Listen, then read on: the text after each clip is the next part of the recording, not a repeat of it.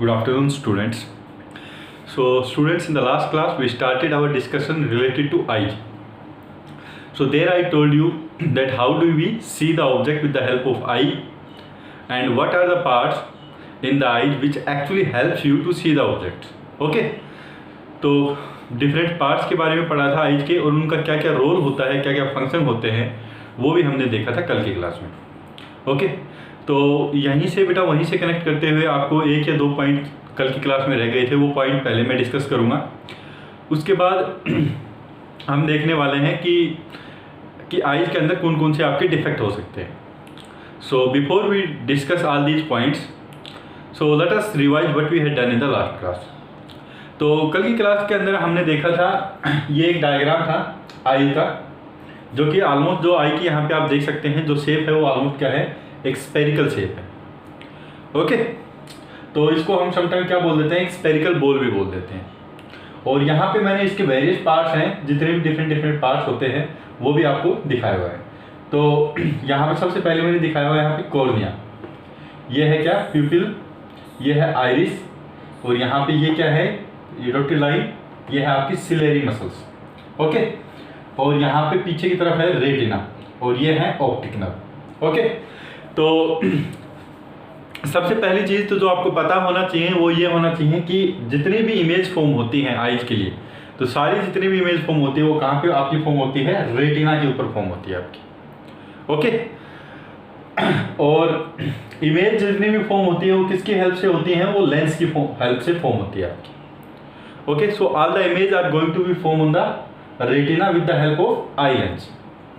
तो यहाँ पे एक क्वेश्चन बेटा आता है कि आपकी, ठीक है, आपकी जितनी भी इमेज होती है वो रेटिना के ऊपर फॉर्म होती हैं, और आई लेंस क्या है, एक लेंस ही है. तो आपको पता है कि जो लेंस होता है for a particular distance of an object there will be a particular distance of image. अगर आपका ऑब्जेक्ट की डिस्टेंस चेंज होगी तो आपकी इमेज की डिस्टेंस भी चेंज होगी.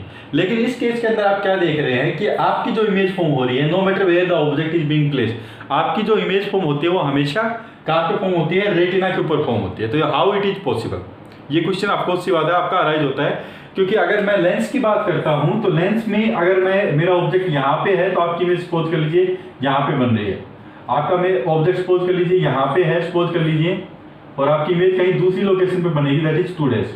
ठीक है, लेकिन इसके केस में, आई लेंस के केस में जो इमेज फॉर्म होती है उसकी डिस्टेंस आपकी क्या है, फिक्स है. Then how it is possible.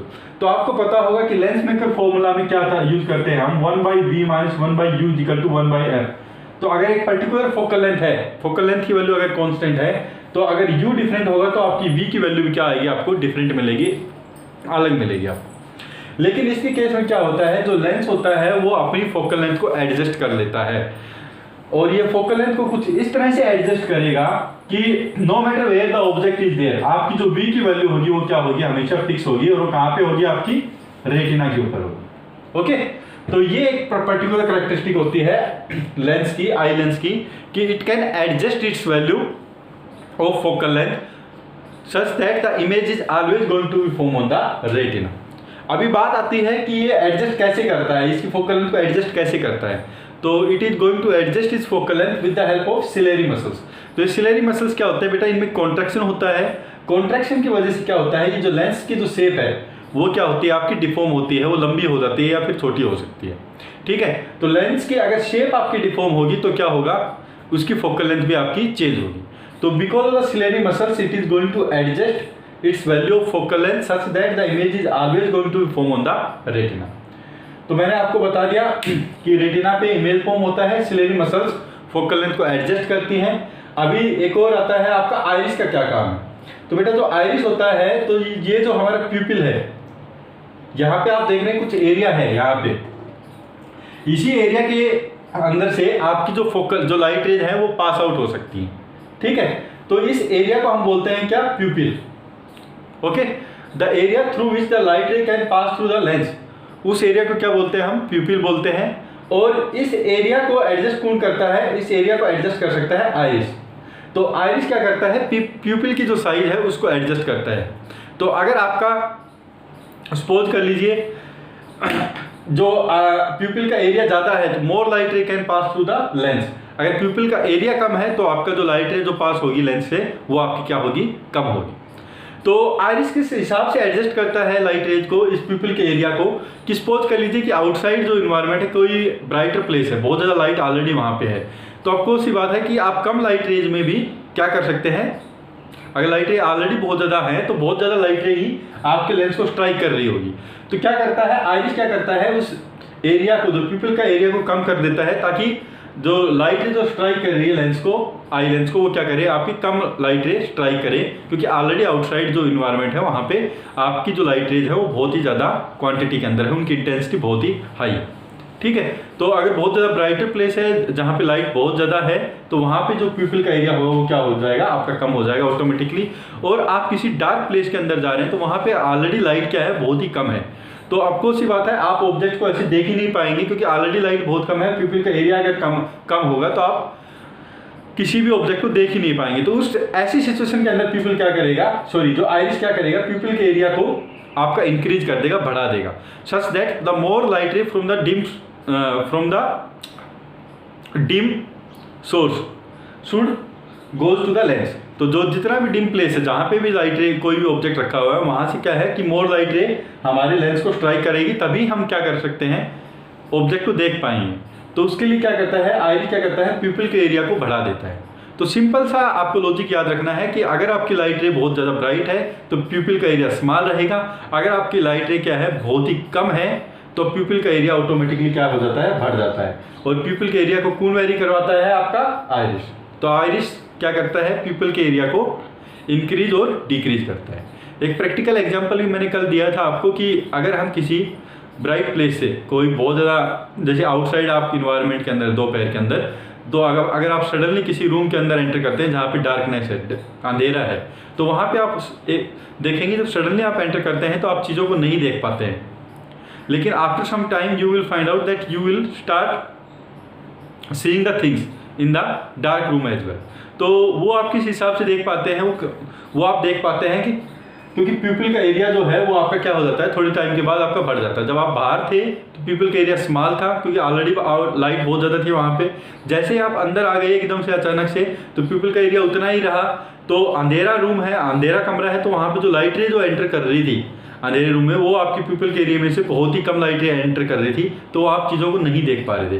थोड़ी देर बाद आपने क्या देखा, जब अंधेरे कमरे में 2-3 मिनट तक आप रह गए तो आपका जो आइरिस है वो प्यूपिल की साइज को थोड़ा थोड़ा इंक्रीज कर देगा। प्यूपिल की साइज को अगर इंक्रीज करेगा तो मोर लाइट रे एंटर करेगी आपके आई लेंस पर और आप चीज़ों को इजीली देख पाएंगे। ठीक है, so I hope this is clear to you. उसके बाद मैंने आपको बताया था कॉर्निया। कॉर्निया क्या करता है, ये एक तो क्या करता है, ये भी एक क्या होती है, थिन मेम्ब्रेन होती है, ट्रांसपेरेंट मेम्ब्रेन होती है, जो किसको कवर करती है, जो बल्ज एरिया निकला हुआ है आई लेंस में, ये हमारा बल्ज एरिया जो ऑलरेडी जो बाहर वाला जो हिस्सा जो निकला हुआ है उसको क्या करता है, कॉर्निया आपका कवर करता है। तो एक तो इसका क्या है कि धूल मिट्टी वगैरह जो आउटसाइड की जो एनवायरनमेंट कंडीशन है उससे हमको सेव करता है। दूसरा इसका ऑप्टिकल यूज है कि जो लाइट का जो रिफ्रैक्शन है वो कॉर्निया से ही आपका स्टार्ट हो जाता है। तो क्या करता है कि लाइट को जैसे यहाँ पे कन्वर्ट करना है लेंस को, तो ये ऑलरेडी थोड़ी बहुत कन्वर्ट करके लेंस को देता है, ताकि हमारे लेंस के लिए जो काम है वो क्या हो जाए, आपका ईजी हो जाए। ओके, सो ये चीज़ें मैंने कल आपको डिस्कस कर दी थी। उसके बाद बेटा मैंने बताया था कि रेटिना के अंदर इमेज तो आपकी रेटिना पे फॉर्म हो जाती है, लेकिन हम विजुलाइज कैसे करते हैं चीज़ों को, क्योंकि हम विजुलाइज तभी कर सकते हैं जब कोई ना कोई सिग्नल हमारा ब्रेन पे जा रहा है। हम ब्रेन की वजह से ही चीज़ों को देख पाते हैं, ब्रेन ही हमारा विजुलाइज करता है हर एक चीज़ को। ठीक है, तो यहाँ पे क्या होता है, विजुलाइज हम कैसे करते हैं कि जो हमारा रेटिना होता है इसके ऊपर होती है 2 टाइप्स की सेल। एक तो होती है हमारी रोड टाइप सेल, दूसरी होती है कोन टाइप सेल। जो रोड टाइप सेल है और जो कोन टाइप सेल है, जैसे उनके ऊपर लाइट रेज स्ट्राइक करती है तो क्या हो जाती है, क्योंकि यहाँ पे आपकी इमेज फॉर्म हो रही है, तो इमेज फॉर्म हो रही है, तो इसका क्या मतलब है कि इस रेटिना के ऊपर क्या हो रही है, कुछ लाइट रे क्या कर रही है, स्ट्राइक कर रही है। अगर उनके ऊपर लाइट रे स्ट्राइक कर रही है तो जो हमारी रोड टाइप और जो कौन सा टाइप सेल है वो क्या हो जाती है, एक्टिव हो जाती हैं।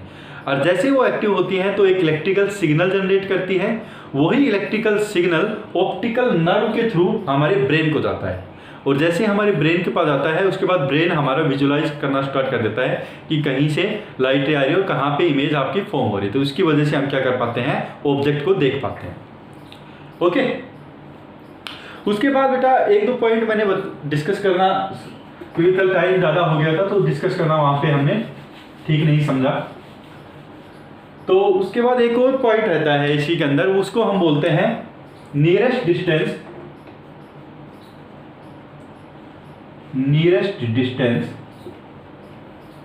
फॉर डिस्टिंक्ट विजन, फॉर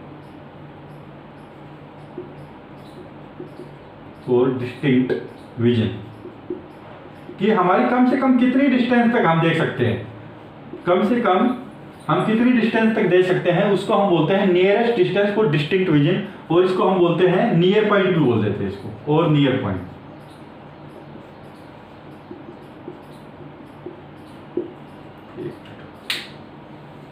और इसको हम बोल देते हैं बेटा क्या, नियर पॉइंट भी।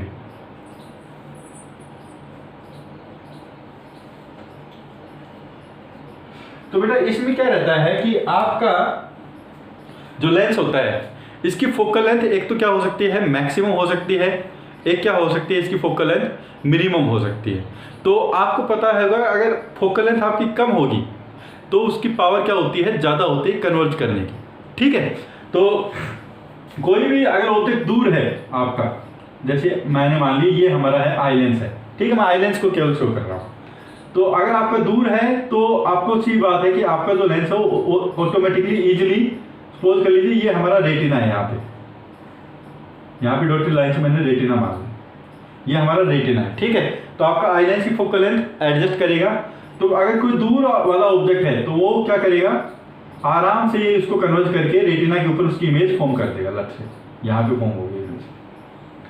लेकिन जैसे जैसे आप पास आते जाएंगे तो आपकी क्या होगी, जो कन्वर्ट करने की पावर इसको बढ़ानी पड़ेगी, अपनी लाइट रेज, इस लेंस को अपनी कन्वर्ट करने की पावर को आपस में क्या करना पड़ेगा, इसको इंक्रीज करना पड़ेगा। तो उसके लिए क्या करना पड़ेगा, इसको फोकल लेंथ को डिक्रीज करना पड़ेगा। ठीक है, तो जैसे जैसे हम पास में जाते जाएंगे ये अपनी फोकल लेंथ को क्या करता जाएगा, डिक्रीज करता जाएगा, और उसके बाद ये इमेज कहाँ पे फॉर्म करेगा, आपको सी बात है ये रेटिना के ऊपर ही आपकी इमेज को फॉर्म करेगा। लेकिन there will be some minimum distance, कोई तो ऐसी मिनिमम डिस्टेंस होगी जहाँ पे उससे कम तो एक लिमिट होती है कि फोकल लेंथ को कितनी कम कर सकता है। तो that minimum distance up to which we can see the object clearly, that is called the distinct vision. तो आप बहुत ज़्यादा अगर पास में आ गए, बहुत ही ज़्यादा इसके क्लोज में आ गए, तो क्या होगा, ये मिनिमम जितना अपनी फोकल लेंथ कम कर सकता था उतनी इसने कर दी, मिनिमम इसने फोकल लेंथ कम कर दी। उसके बाद क्या होगा कि यहाँ पे तो ये रेटिना के ऊपर बना पा रहा है, रेटिना के ऊपर ये, एक मिनट रुकिए, कोई बच्चा, रेटिना के ऊपर ये इमेज फॉर्म कर पा रहा है। उसके बाद क्या होगा कि ये मिनिमम अपनी जो मिनिमम जो फोकल लेंथ है वो ये एक्वायर कर चुका है, उससे छोटी वो अपनी फोकल लेंथ वो नहीं कर सकता है। तो वहां पे जहां तक उसकी मिनिमम फोकल लेंथ होती है, जो आई लेंस है उसकी जो मिनिमम फोकल लेंथ होती है, जहां पे ये ऑब्जेक्ट की इमेज रेटिना के ऊपर बना सकता है, तो वहां उस मिनिमम फोकल लेंथ पे जो ऑब्जेक्ट की जो डिस्टेंस होती है वो आपकी क्या होती है, 25 सेंटीमीटर होती है। तो वहां पे क्या कर सकता है, ये इमेज को कहां पे फॉर्म कर रहा है, रेटिना के ऊपर फॉर्म कर सकता है। अगर मैं बोलूं कि कोई भी ऑब्जेक्ट अगर मैं 25 सेंटीमीटर से भी यहाँ पे आ गया तो क्या होगा, ये जो हमारा लेंस है इसकी मिनिमम फोकल लेंथ आ गई है, उसके बाद ये इन लाइट रेज को रेटिना के ऊपर कन्वर्ज नहीं कर पाएगा।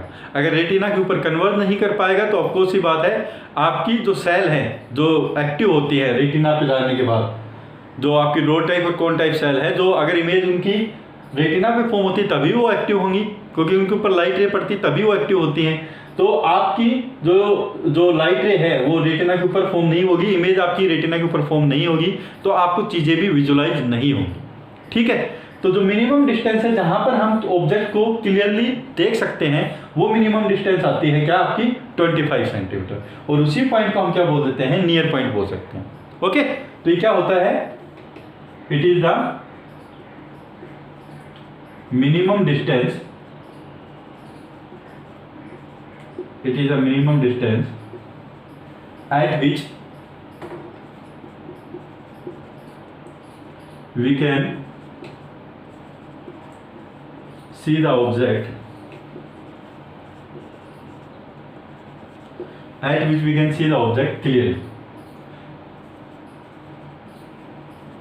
Okay, or for a normal eye,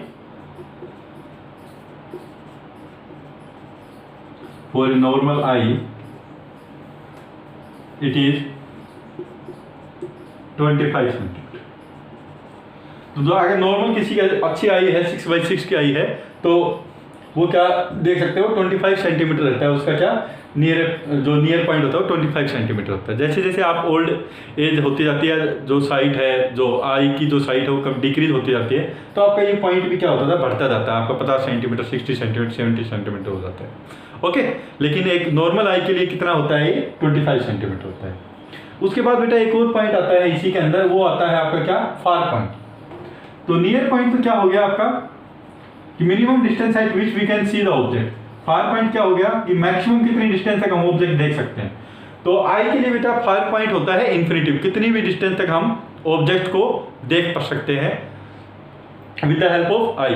तो ये जो फार पॉइंट होता है जो लॉन्गेस्ट डिस्टेंस होती है at which we can see the object, ये क्या होता है आपका इन्फिनिटी होता है। तो बेटा ये चीज आपको याद रखनी पड़ेगी इन्फिनिटी। तो नियरेस्ट पॉइंट की डिस्टेंस क्या है आपकी 25 सेंटीमीटर और फार पॉइंट की डिस्टेंस क्या है आपकी, वो है आपकी क्या इन्फिनिटी। Okay, infinity.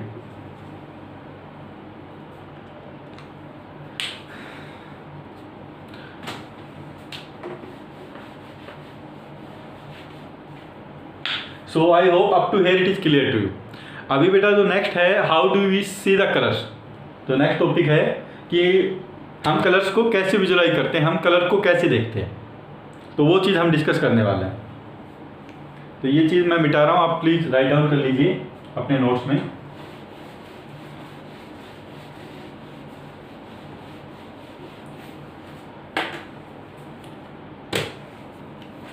अभी जो नेक्स्ट टॉपिक है वो मैं डिस्कस कर रहा हूँ आपको, हाउ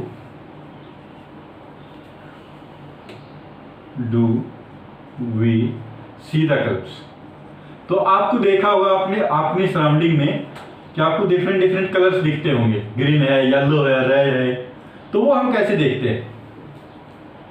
ओके, तो उसके लिए वो आपको क्या पता होना चाहिए, आपको ये पता होना चाहिए कि रेटिना के ऊपर जो हमारा रेटिना जहाँ पे इमेज फॉर्म होती है, तो रेटिना में दो तरह की सेल होती है। एक तो होती है क्या रोड टाइप सेल, एक होती है क्या कोन टाइप सेल। तो रेटिना में क्या होती है टू तरह की सेल्स होती हैं हमारे रेटिना के अंदर। एक तो होती है क्या road type cell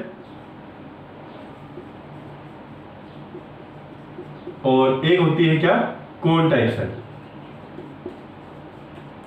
cone type cell, okay.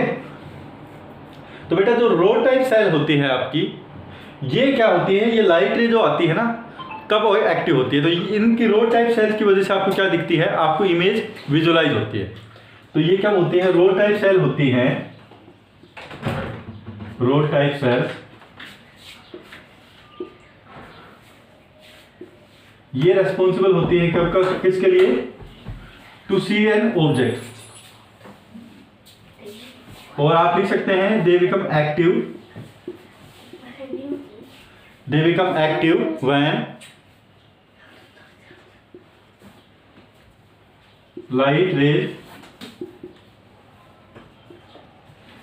falls on the retina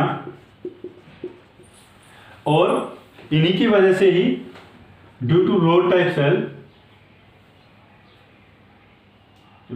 sorry retina की मैंने स्पेलिंग कर सकती, when light rays falls on the retina, और इन रोड टाइप सेल की वजह से ही आपको क्या दिखती है इमेज फॉर्म, जो इमेज है वो हमको दिखती है। इट इज रेस्पॉन्सिबल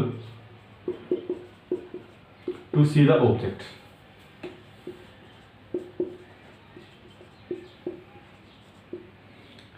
उसके बाद बेटा कौन टाइप सेल का क्या यूज है। रोड टाइप सेल की वजह से अगर आपको इमेज दिख रही है तो कौन टाइप सेल्स क्यों होती है, तो बेटा जो कौन टाइप सेल होती हैं ये रेस्पॉन्सिबल होती हैं किसके लिए, कलर्स के लिए।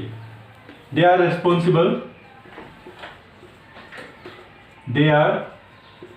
Responsible to see the colours.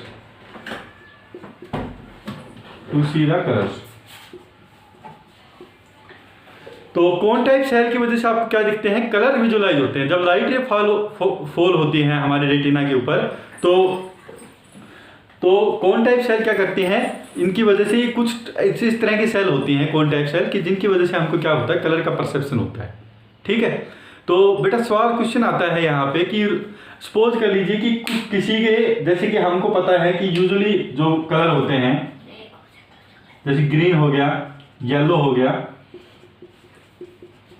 या फिर रेड हो गया, तो इनके लिए डिफरेंट सेल होंगी, कोन टाइप्स डिफरेंट आपकी सेल होंगी। किसी की वजह से आपको ग्रीन कलर दिखेगा, किसी की वजह से येलो कलर दिखेगा, किसी की वजह से आपको रेड कलर दिखेगा। ओके, तो कई बार क्या होता है कि किसी में, आपने सुना होगा एक बीमारी होती है, आपको बहुत सारे लोगों को होती है आज के टाइम में। तो यूजुअली आपने देखा होगा कि कलर ब्लाइंडनेस के बारे में आपने सुना होगा कि कुछ लोग हैं वो एक पर्टिकुलर कलर को नहीं देख पाते हैं। तो वो क्यों होता है, वो होता है केवल इसी की वजह से, क्योंकि जिस कलर को वो नहीं देख पा रहे हैं वो उस टाइप की सेल वहां पे रेटिना में होती नहीं है आपकी। ठीक है, तो वो सेल अगर आपके रेटिना के में नहीं होगी जिस कलर को हम देखना चाहते हैं, तो आपको सी बात है कि जब वो कलर आपका रेटिना के ऊपर पड़ेगा तो वहां पे कोई सेल तो है नहीं, कोन टाइप सेल जो उस कलर को देखने के लिए है। तो क्या होगा, वो आपको सी बात है कि हमारी जो सेल है वो एक्टिव नहीं होगी, और ना ही वो फिर एक्टिव नहीं होगी तो अपना क्या है, ना ही वो मैसेज भेज पाएगी ऑप्टिक नर्व के थ्रू ब्रेन को। तो हमको वो कलर आपको सी बात है हमको दिखेगा ही नहीं। ओके, तो ये जो प्रॉब्लम होती है, जो कलर ब्लाइंडनेस की जो प्रॉब्लम होती है, ये क्यों होती है, क्योंकि एक पर्टिकुलर टाइप की कोन सेल हमारे रेटिना के अंदर नहीं होती है। अगर वो कोन सेल रेटिना के अंदर होती तो हमको कलर, जिस भी पर्सन को कलर ब्लाइंडनेस है, अगर वो सेल उस टाइप की सेल वहां पे होती तो he should not feel colour blindness, उसको वो कलर दिख जाता वहां पे। ओके, तो I hope that this concept is clear कि कलर ब्लाइंडनेस क्या होता है। कलर ब्लाइंडनेस में एक पर्टिकुलर टाइप की कौन सेल किसी पर्सन के पास नहीं होती, उसी की वजह से क्या होता है, उस पर्सन को वो कलर, एक पर्टिकुलर कलर नहीं दिखता है। ओके, तो और ये क्या होती है, ये आनुवांशिक बीमारी होती है। आपने सुना होगा आनुवांशिक मतलब जो आपको अपने पूर्वजों से मिलता है या अपने पेरेंट्स से जो मिलता है। आप इसकी कोई भी रेमेडी नहीं है, अगर किसी को कलर ब्लाइंडनेस है तो उसका कोई इलाज नहीं है, क्योंकि यहाँ पे कौन टाइप जो सेल है, जो पर्टिकुलर टाइप की सेल वो है ही नहीं, तो वो आप डाल नहीं सकते हैं आप retina. Okay, so I hope up to here it is clear to you. अगर यहाँ तक आपको कोई भी डाउट है तो मेरे से पूछ सकते हैं। Afterwards we are going to discuss the types of error और types of defects in the eye. Okay,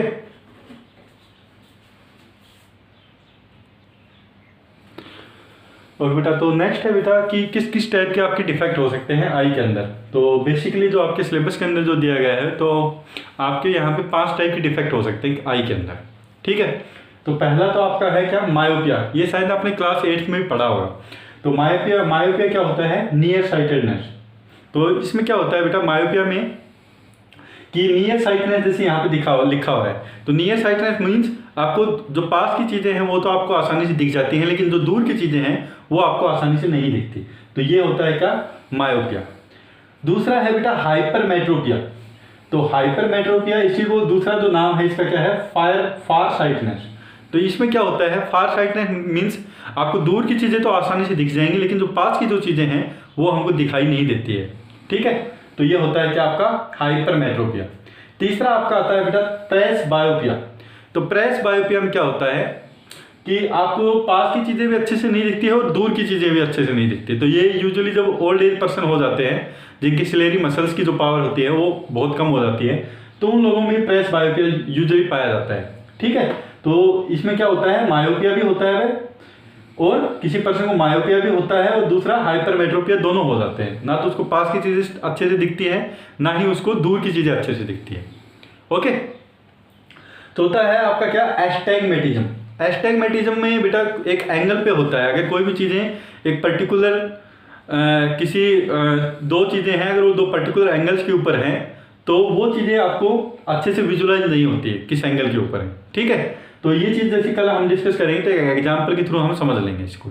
okay, fifth है आपका कलर ब्लाइंडनेस। तो कलर ब्लाइंडनेस तो बेटा मैंने जैसे अभी थोड़ी देर पहले आपको डिस्कस किया था कि यहाँ पे तो क्या होता है कि रेटिना के अंदर आपकी एक पर्टिकुलर टाइप की कौन टाइप सेल्स नहीं होती है, और उसकी वजह से क्या होता है कि हमको एक पर्टिकुलर कलर हमको एक पर्टिकुलर कलर विजुलाइज नहीं होता है, दिखता नहीं है, due to the absence of that type of particular cone cell in our retina.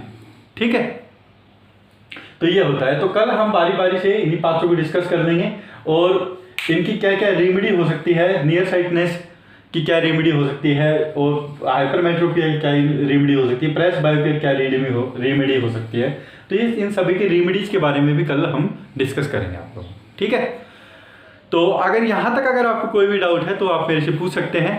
So in the tomorrow class hopefully we are going to complete this one, all this defects, and this half part of this chapter is going to be completed tomorrow.